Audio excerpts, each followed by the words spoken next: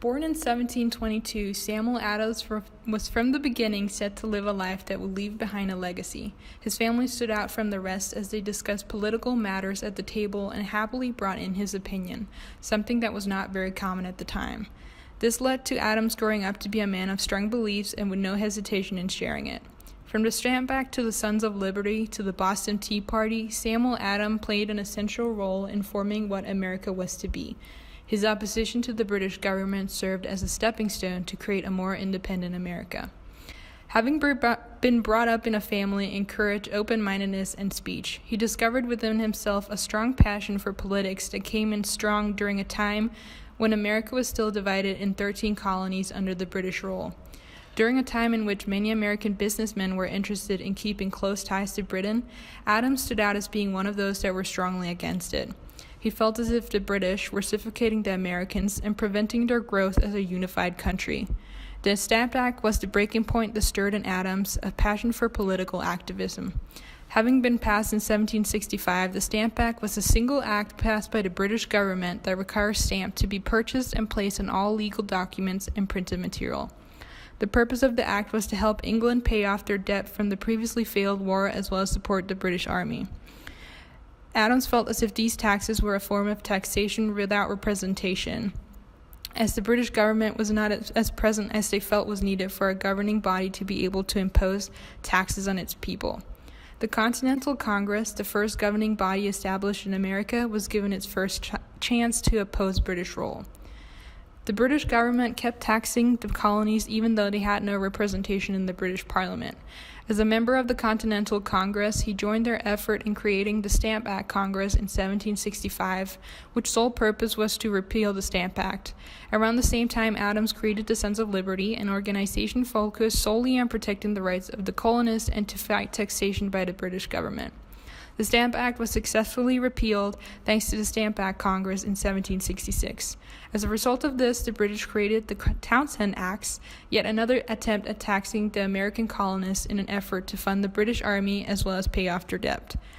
The Townshend Acts further pushed the American colonists against the British, and as tension increased, so did America's yearn for freedom, for liberty. Following the tensions from both the Stamp Act as well as the Townshend Acts, and a strong resistance of British policy, the Sons of Liberty, led by Samuel Adams, were acclaimed for orchestrating one of the most renowned acts of rebellion on behalf of the American colonies in the name of freedom, the Boston Tea Party.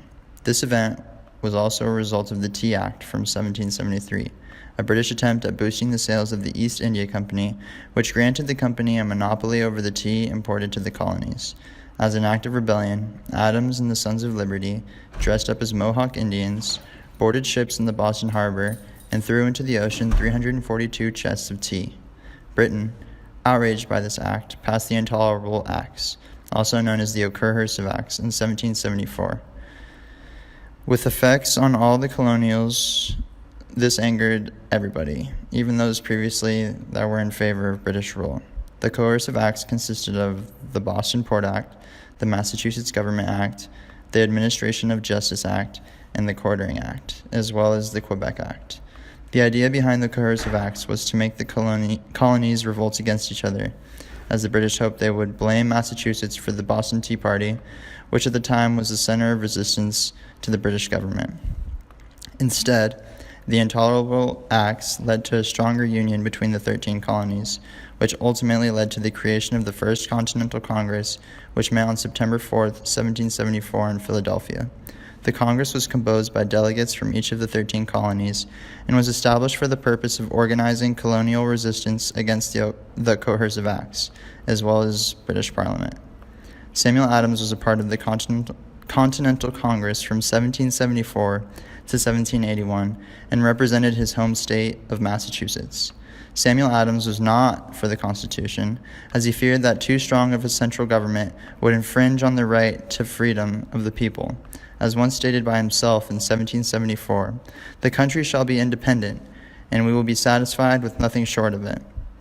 Samuel Adams was initially against the Constitution and was known as an anti-federalist who opposed the ratification of the Constitution, but eventually changed his mind because he was promised by Federalists that there would be a series of future amendments that would align with his beliefs. One of these was said to be the Bill of Rights.